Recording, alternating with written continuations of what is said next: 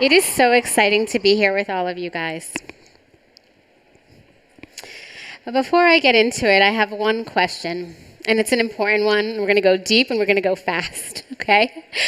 I want you to think about the area of your life where you seek transformation, about the area in your heart where you have grief that is unresolved. I want you to think about the part of your soul that has questions that are not answered. And I want you to put it like a Post-it in the front of your mind. And I want you to keep it here as we speak. Because together, we are going to turn our pain into power. And I'm going to tell you a little bit about how I started and about where I'm going.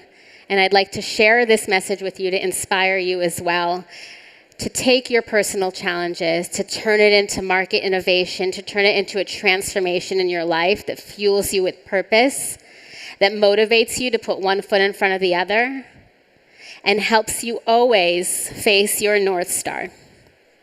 My name is Karine Nissim.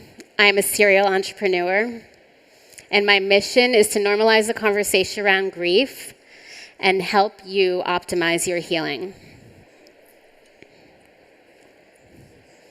The title of the speech is Move Forward Faster. Well, let's just say I'm a type A personality. Let's just say that sometimes when things don't go exactly my way, I get frustrated. I want to pick up the pace. And let's just say that I'm a deep investigator in every life experience that I've been through. And that what I've figured out is something I wish I could have told myself 4 years ago. That there is a way to optimize your healing. There is a way to become the hero in your own story.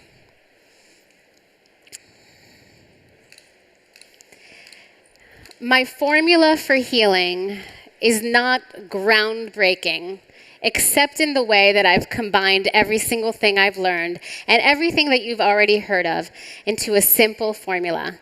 And in fact, I break it down into seasons. And I keep things in the number 4 because I like little boxes that are cute and fit everything perfectly in. But really, it's a way to structure and reframe your pain points into growth.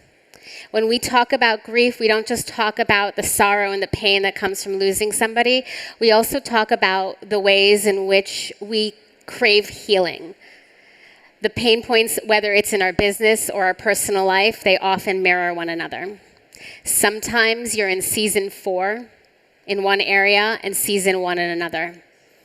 Season 1 is all about self-care.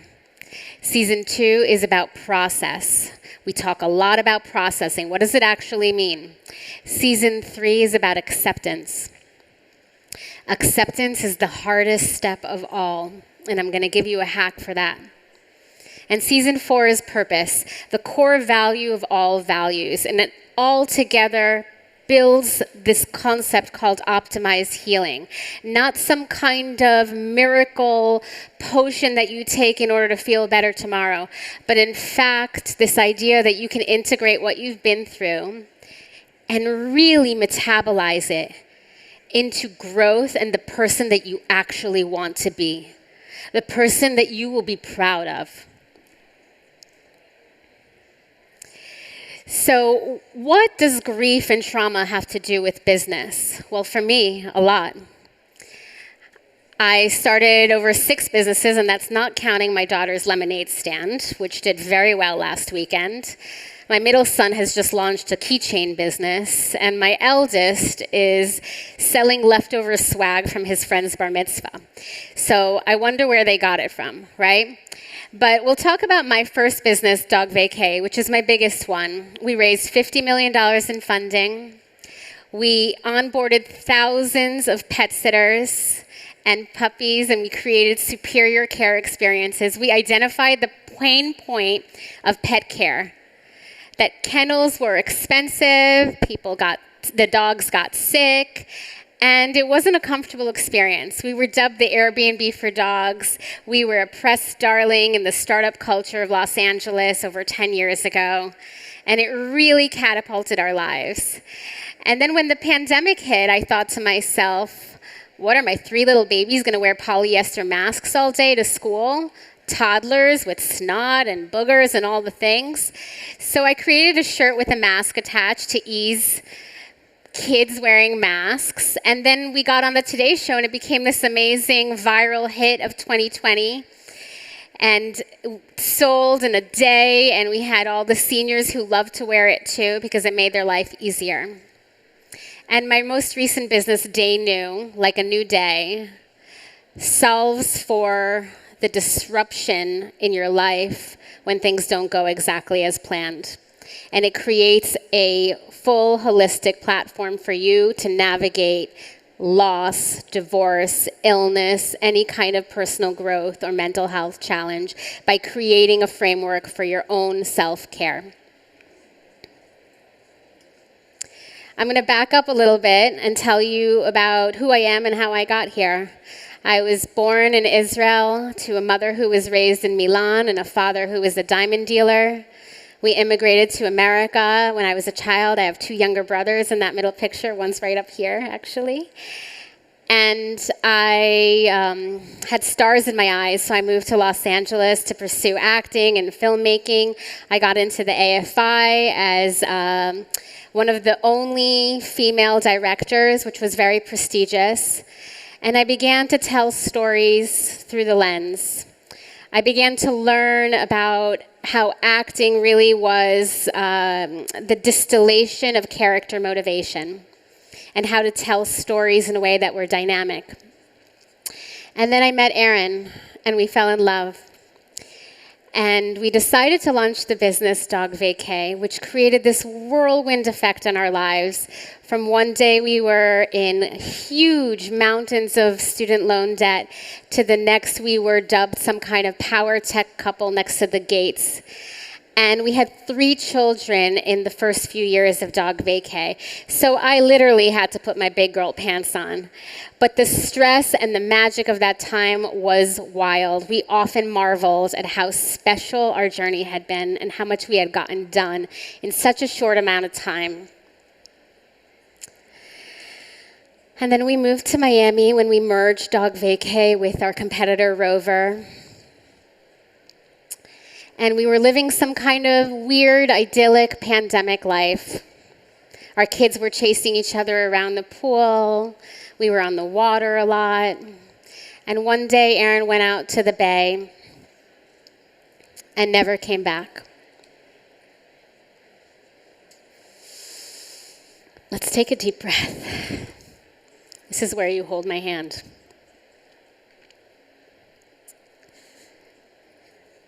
Telling my children that their daddy died was the single worst moment of my life.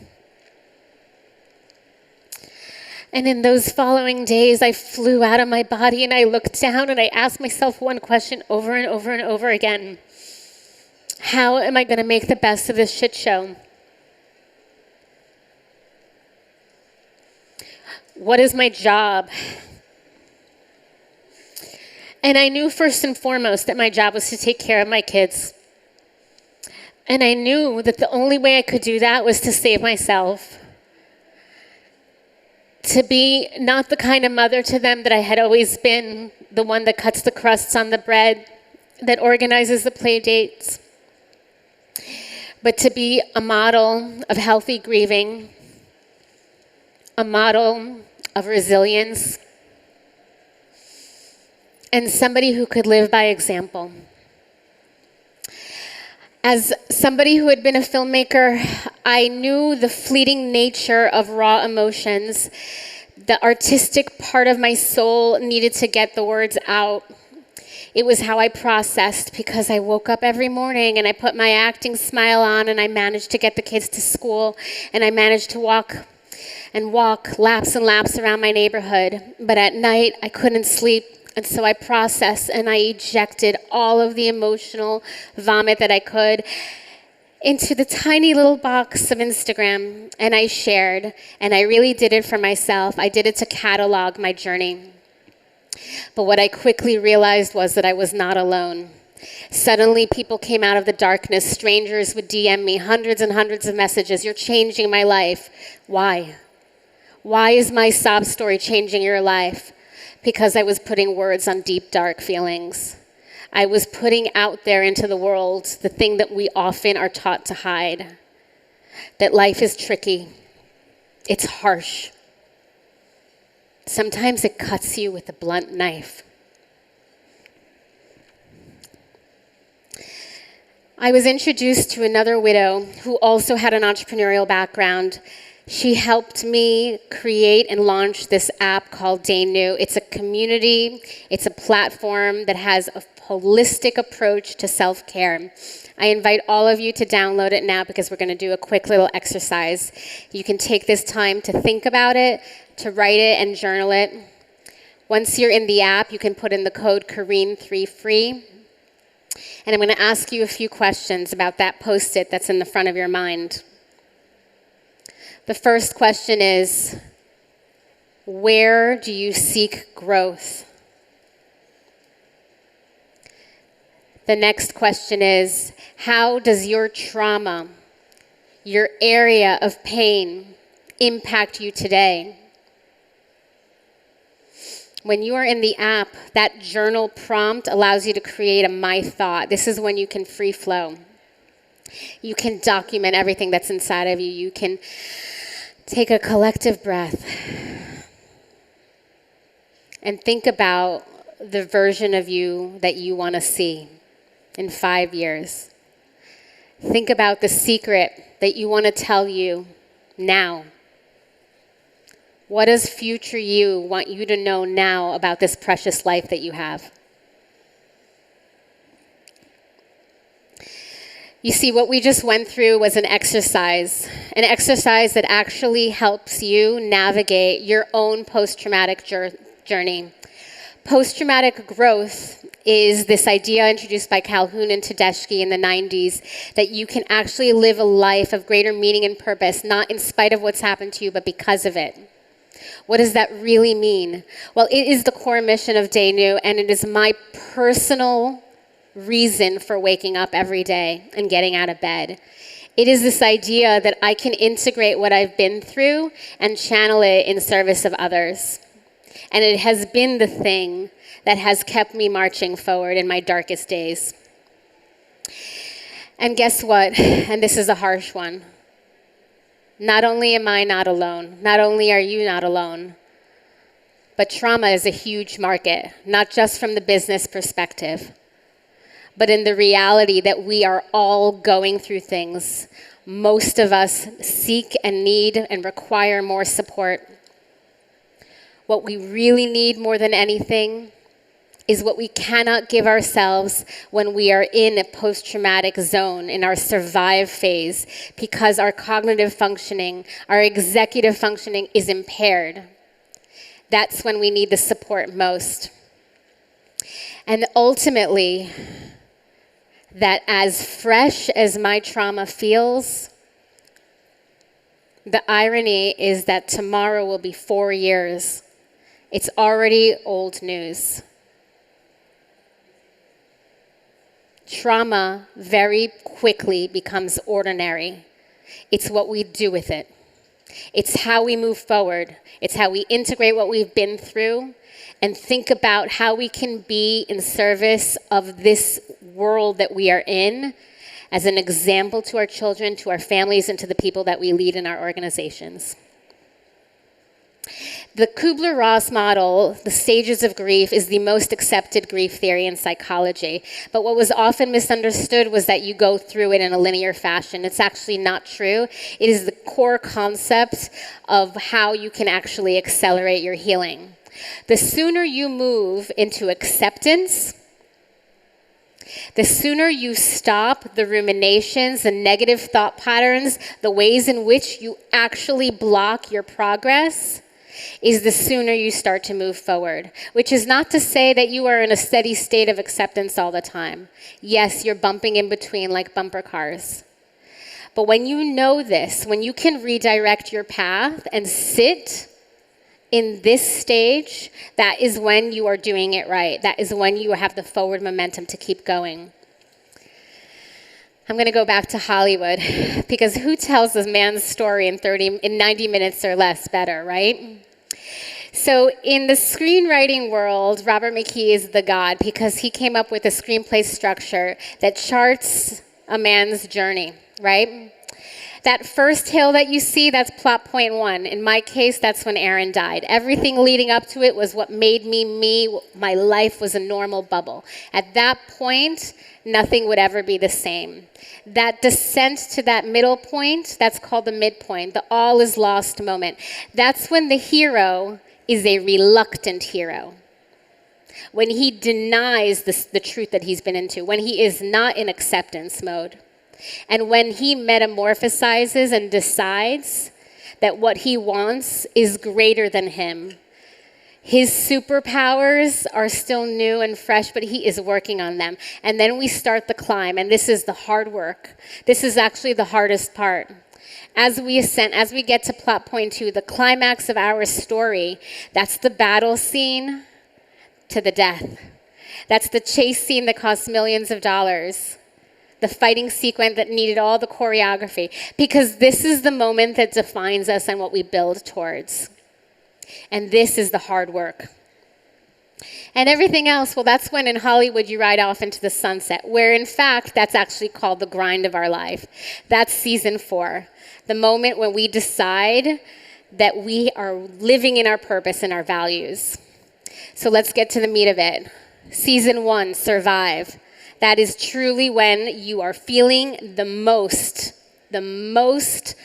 unbalanced, right? And this is what I call 4 corners, right? We go physical, emotional, social, organizational. Physical, emotional, social, organizational. Everybody knows that self-care means maybe working out, maybe eating healthy. That's the physical. The emotional is processing, talking to somebody. The social, did you know that suicide prevention hotlines report that the number 1 reason people do not go through it is because of a support system? Social is one of the most important pieces that you need to self-care for. And organizational, well, what does that really mean? It's the most overlooked. That's the person that can finally open the mail. That's the person that can pick up the phone and deal with that obnoxious administrative task. That's the person that gets their life into functional order. Season 2, this is the rebirth, revive. This is all about process. And processing means a lot of things, but what does it really mean? It means working through what you have been through, asking yourself the questions and answering it, and doing it over and over until you find a clearer story. But I boiled it down into 4 questions, 4 very important and very hard questions to answer. Who? Who am I? What? What do I want? You will find that that is a very hard question to answer for many people. How am I going to get it? That is what really leads you to the next step. And why do I want it? That's what keeps you fighting. In the drive era, that's my current season, right? Right now I am driving. I am living in acceptance, which is the hardest pill to swallow. For a very long time, I still identified as Aaron's wife. Today, I stand before you. I am Karine. I am a widow. I am a single mother of 3 children. I take care of our home. I pay our bills. I'm on the floor when the trash compactor doesn't work. I know a lot about plumbing I never wished to know. I can throw a football. I basketball coach on occasion. Believe it or not, I'm not very good, but I get the point across. This is where I come up with the 4 R's. Realize your reality. Resolve, make a decision. Make a decision about what you're gonna do. It's okay if it's the wrong decision. What you wanna move through is being stuck. Do you know that there is a reason we avoid hard things? Our brain does not want to have pain. It is not because we're procrastinating or because we are weak. It is because we are protecting ourselves from emotional and mental harm. This is hard. It is hard to realize and accept your reality, to make decisions, to move forward, to release the things that you are attached to that are holding you back, and to repeat it over and over again. This is the hard work. This is where you start marching forward towards the what do I want? How am I going to get it? Why do I want it? And then there's this season, thrive. This is where we are living in purpose. Purpose, that core value of all values. I do a 40-minute workout most mornings. The first 10 minutes, I say health, health, health. Sometimes I imagine myself in a red bikini. Sometimes I imagine myself hiking a mountain with my kids and them not needing to help me. Then the next 10 minutes, I go to wealth. Sometimes that means that I'm just paying all my bills on time. Sometimes that means to me that I've got a yacht and I am living a good life of security, right? And then I go into love, and that just expands and ripples through my family, through the people that I care for. And then I land back at purpose. What am I doing here on this earth? Why am I doing it? How am I helping people? How do I move forward?